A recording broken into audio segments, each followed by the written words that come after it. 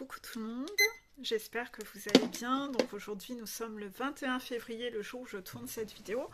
Et on va parler de The Crown. J'ai plus beaucoup d'épisodes d'avant, je vais essayer d'en revoir un parce que je regarde très peu la télé. Oui, c'est pas ce que je regarde le plus, voilà. Si déjà je regarde un épisode par semaine, c'est déjà beau, hein.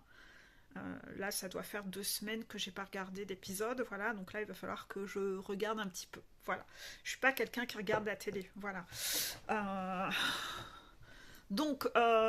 pour le coup, aujourd'hui, c'est l'épisode 5 de la saison 3. Voilà. Au début de l'épisode, on retrouve toujours le cliché de la pipe. La pipe, hein. Le gars, le Premier ministre, qui a encore sa pipe au moment où il reçoit les travaillistes, hein. Toujours ses masques, etc. Le paraître pour la manipulation, pour... voilà, hein. J'avais déjà parlé de cette histoire de pipe. Pour le coup, dans cet épisode, il y a quelqu'un qui va être congédié. Donc, synchronicité. Je pense qu'il y a une histoire de quelqu'un dans votre vie, autour de vous, qui va se trouver congédié. Et j'ai une contraction. C'est-à-dire qu'on sait toujours qu'entre l'épisode, il y a toujours une énorme synchronicité par rapport à ce qui se passe dans votre vie, au moment où la vidéo apparaît. D'accord ? Donc,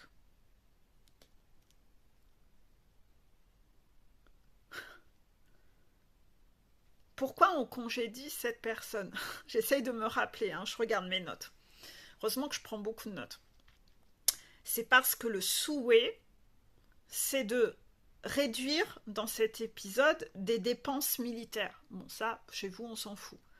Mais, en fait, on met dehors un grand monument. Cette personne représente un grand monument, mais qui fait partie d'une ancienne époque révolue. Symbolique autour de vous. Ça veut dire que vous, cette personne qui va se trouver congédiée, c'est quelqu'un qui est un grand monument dans votre environnement, mais qui fait partie d'une ancienne époque. Sa façon de fonctionner, sa façon de faire, c'est pas du tout ok. C'est trop archaïque, voilà. Donc, petite phrase qui a été dite dans cet épisode, quand une porte se ferme, une autre porte s'ouvre. On le sait. La providence se manifeste dans une telle chute.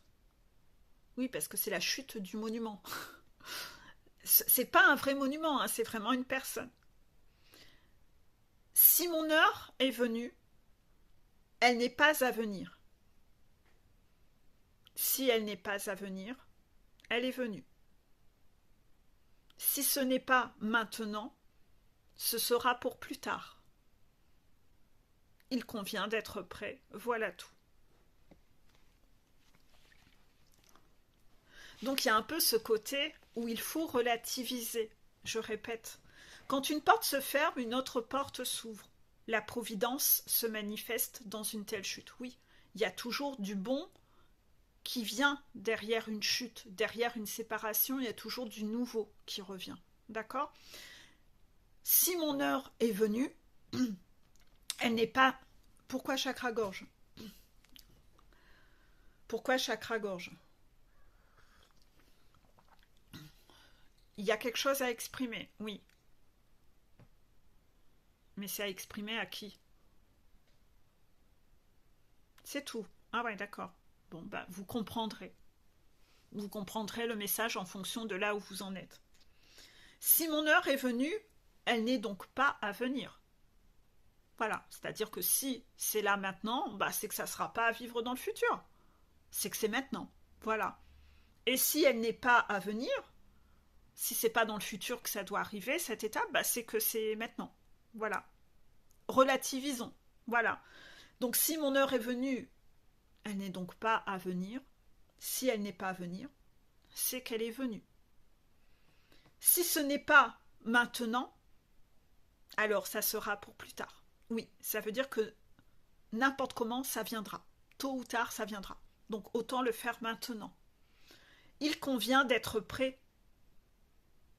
Voilà tout. C'est ça, c'est que tôt ou tard, ce moment va devoir arriver. Donc soyez prêts parce que de toute façon, vous ne pourrez pas passer en travers. C'est ça le message des contractions. Il y a une crise économique, on en avait déjà parlé dans l'épisode d'avant avec le roi, le duc qui avait dû revendre un yacht. Donc bref, il y a une crise économique et là, on va devoir dévaluer la monnaie. Vous voyez un peu le contraste, c'est que c'est quand même, on est dans une situation un peu dramatique et repensez à l'épisode d'avant où le duc allait dans un tel contexte dire mais quand même ce serait bien qu'on soit augmenté, on a dû se serrer la ceinture et revendre un yacht. Vous voyez un peu, Donc là, la crise économique continue de s'aggraver, on dévalue la monnaie et c'est donc humiliant pour le gouvernement. Donc il y a une histoire d'humiliation, où il y a quelque chose du regard des autres. Ou c'est soit humiliant pour vous, soit humiliant pour la personne. D'un autre côté, que ce soit humiliant pour la personne, on s'en tape le coquillard, chacun son chemin. Si c'est humiliant pour vous, vous en foutez. C'est une épreuve. On a tous vécu sur sa montagne une épreuve humiliante. L'échec. Et alors? Et alors? Où est le problème? On s'en fout. Moi, j'ai dû en vivre et j'en suis pas morte. J'en suis pas morte. Vous voyez, j'ai l'air plutôt bien aujourd'hui. On s'en relève. Voilà. Donc, pendant ce temps, la reine part. Oui, la reine, elle part, elle, en voyage pour, elle, s'instruire sur les chevaux de course. C'est-à-dire qu'elle, balèque, c'est pas son problème. Elle part s'instruire sur les chevaux de course pendant ce temps-là. Pendant qu'elle est partie, il y a des alliances qui se créent et beaucoup de stratégies. La trahison, waouh. Vous allez voir pendant ce moment-là que la reine se avoue, elle retire un peu ses masques en privé, c'est qu'elle n'aime pas du tout sa vie, en fait. Elle n'aime pas du tout sa vie. Elle va goûter à quelques jours de liberté, loin de tout ça, et elle voit ce que sa vie non vécue aurait pu être. Et c'est ces mots. Ce sont réellement ces mots. Vous allez voir la reine en état de souffrance, enfin de pseudo-souffrance, parce qu'elle montre quand même pas beaucoup ses émotions. Elle refoule beaucoup, mais que vous allez voir, elle va l'exprimer. C'est-à-dire qu'en fait, elle va se rendre compte à quel point ce que sa vie non vécue aurait pu être. C'est-à-dire que ça fait quand même... c'est un peu ce qui se passe chez la famille du runner. On est toujours sur la toxic mama, que la toxic mama, à un moment, elle n'est pas heureuse, de toute façon, toxic mama, dans sa vie. Ceci dit, ce qui est invraisemblable, c'est que bien qu'elle ne soit pas heureuse et qu'elle fasse ce constat et qu'elle le dise, elle va quand même pousser ses enfants à être dans le même sacrifice, ce qui est complètement sordide de la part d'une mère. C'est-à-dire que si la mère se rend compte que elle a fait une erreur de vie, elle ne doit pas derrière aller demander à ses enfants de faire la même chose. Elle doit le partager avec humilité, sans ses masques. On en revient un peu à ce que j'ai publié justement hier soir en story, où je dis, en ce moment, je ressens comme de la colère, moi, envers cette ancienne génération de nos parents et grands-parents à nous, qui n'arrêtent pas de prôner que c'était mieux avant.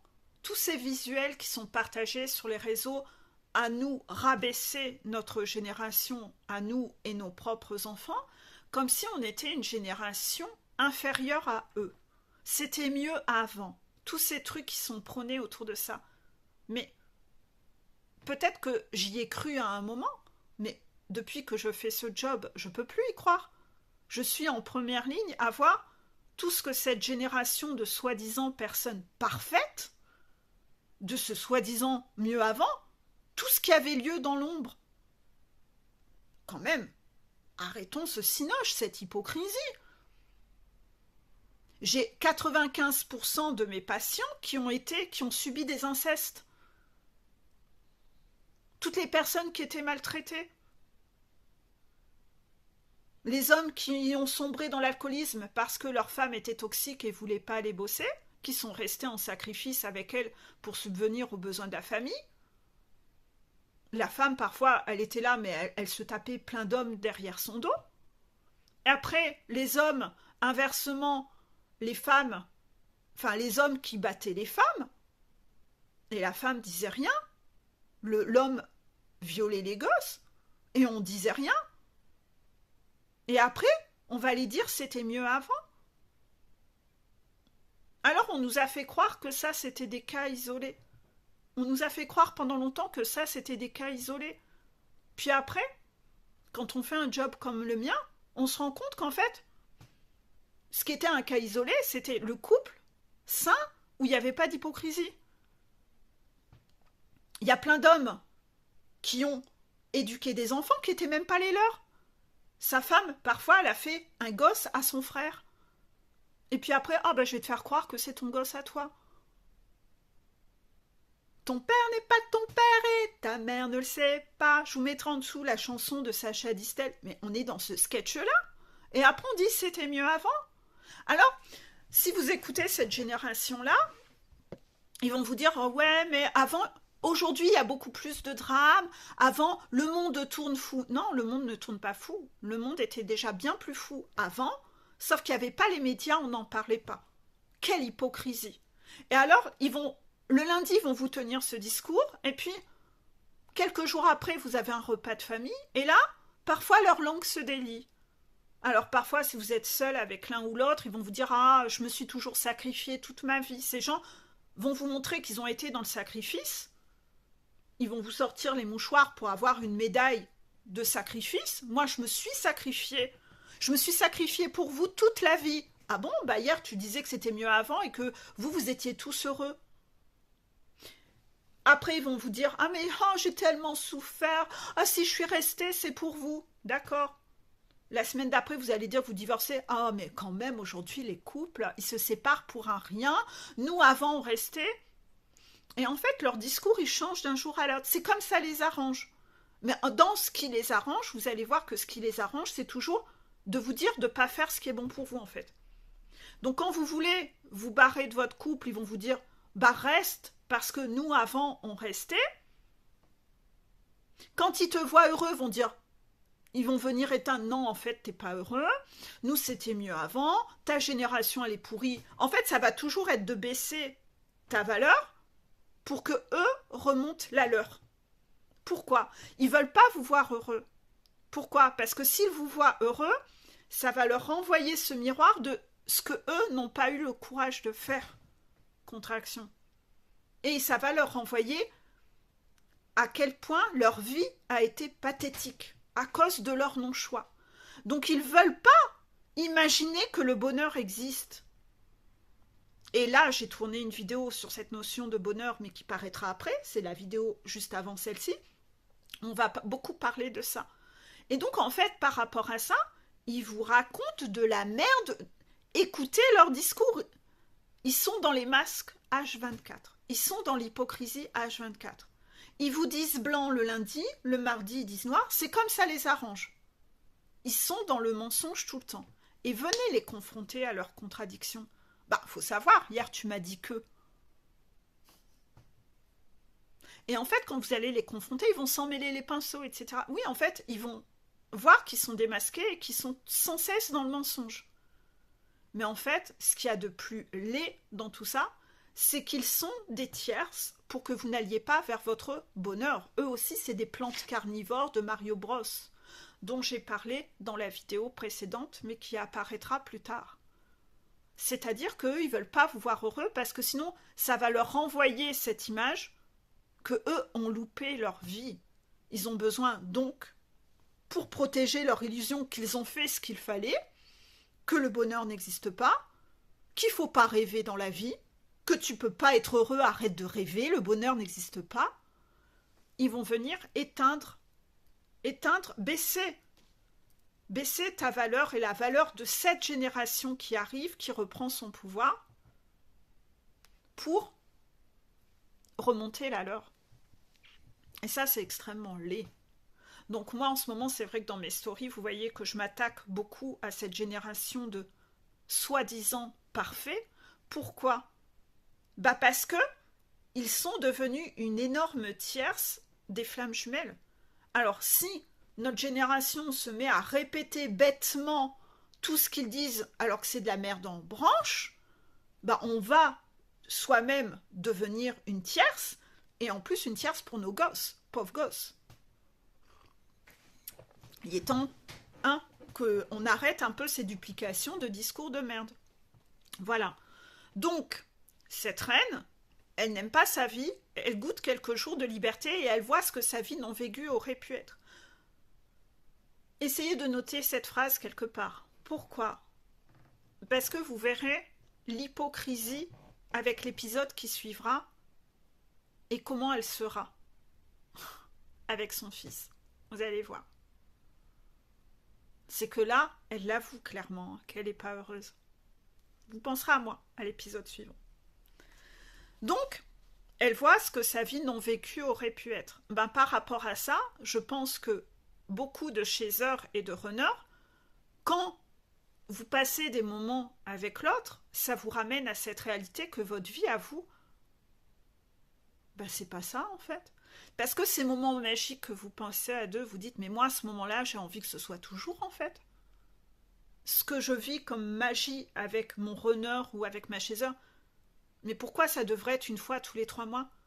La vie ça doit être ça tous les jours en fait. Et la chaser quand elle rencontre son runner et qu'elle passe des moments avec son runner, c'est ça son saint graal, elle se dit mais en fait je viens de me réveiller.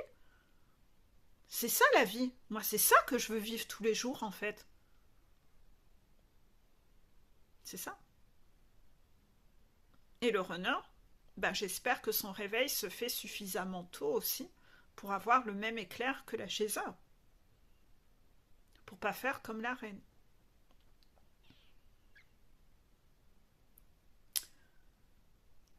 Ben justement, j'avais écrit ça, cette phrase. Ça fait penser au runner plusieurs jours, quand il passe plusieurs jours avec sa chaser. Voilà. Ça le déprime de voir que sa vie n'est pas OK. Oui, mais le but, c'est de créer une impulsion, de se dire, bah maintenant que je le sais, je dois actionner le changement. C'est ça que les guides attendent, en fait, pour le coup.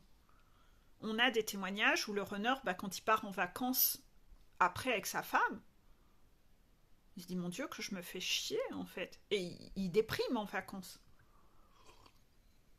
Ça, c'est des témoignages que j'ai en coaching. C'est dommage que le runner ne le dise pas à la chaser. Hein. Non, avec la chaser, il porte des masques. Il lui fait croire qu'il est super heureux dans sa vie. Ce qui est dommage. Pourquoi il lui donne ce coup de poignard en plein cœur? Pourquoi il a besoin de lui faire croire en ça? Alors que c'est pas vrai et que ça la fait souffrir elle. Ça profite à qui, cette stratégie? Ça fait du bien à qui? D'aller dire à la chaser et de faire semblant, j'ai une vie merveilleuse, je suis heureux. Ça fait du bien à qui? Ça fait du mal à tout le monde.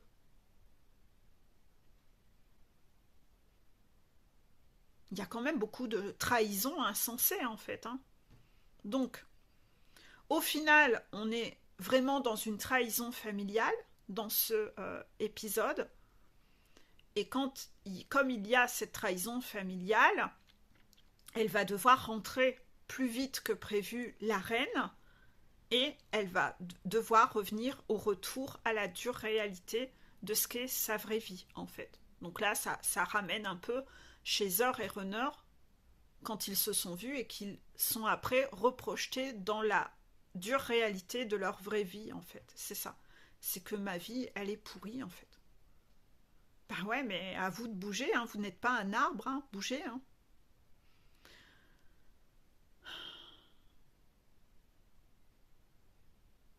Il y a eu des phrases dans cet épisode telles que il faut savoir attendre et essayer de ne pas déranger.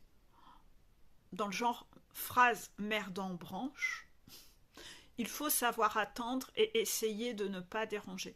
Ne pas déranger, c'est la peur de la blessure de rejet. La blessure de rejet, c'est la fuite. Donc oui, on attend. On attend que le temps passe. On devient passif. Le temps passe et rien ne se passe. Voilà, tout ça c'est pourri en fait. Ça c'est une phrase merdant branche dans l'épisode. C'est pas de la sagesse, hein, ça. Le il faut savoir attendre et essayer de ne pas déranger, c'est une phrase merdant branche.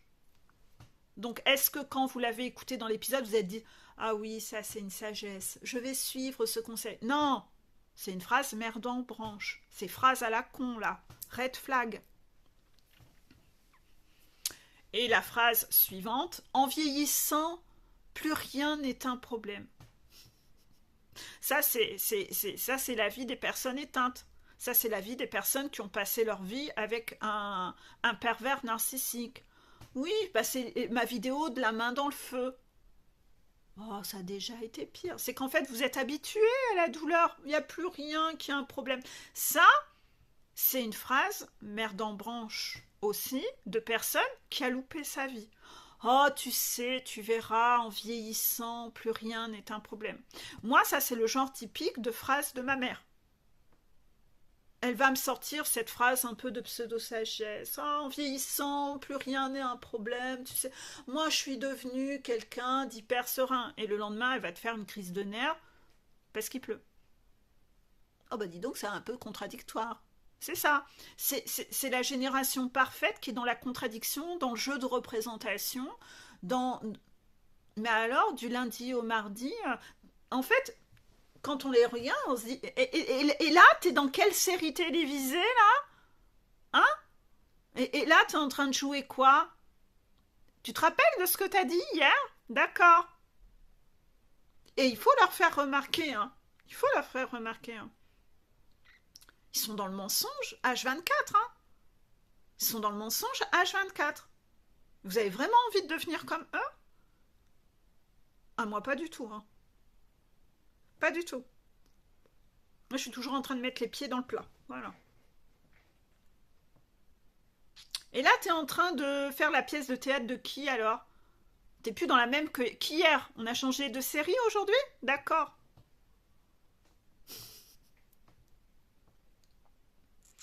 Vous observerez dans cet épisode, à la fin, une froideur dans le couple où c'est toujours l'homme qui tente d'arranger les choses. Pourquoi? Ben parce qu'on est encore dans cette notion de femme au cœur de pierre. C'est toujours l'homme qui tente d'arranger les choses parce qu'il y a une froideur de folie, la femme au cœur de pierre. Donc là, on en revient un peu à ces notions homme, femme, etc. Hein, il n'y a pas d'équilibre. Il n'y a pas d'équilibre donner-recevoir. Hein, pas du tout. Hein. Pas du tout, du tout, du tout. Hein. Absolument pas. Est-ce que j'ai véhiculé assez de messages sur cet épisode? Oui. J'espère que vous travaillez bien avec ces épisodes de The Crown. Ceux qui ne les regardent pas, ben, comme vous voyez, on ne parle pas que de la série. Il y a beaucoup d'axes de compréhension. Donc, ben, eux encore, ils se tirent une balle dans le pied. Mais c'est pas notre problème. On va passer à une autre vidéo où ça sera de nouvelles petites anecdotes de parcours. Donc, cette vidéo est courte, tant mieux, puisqu'il y a certaines vidéos qui sont plus longues. Voilà, je vous fais des bisous, à bientôt. Bisous.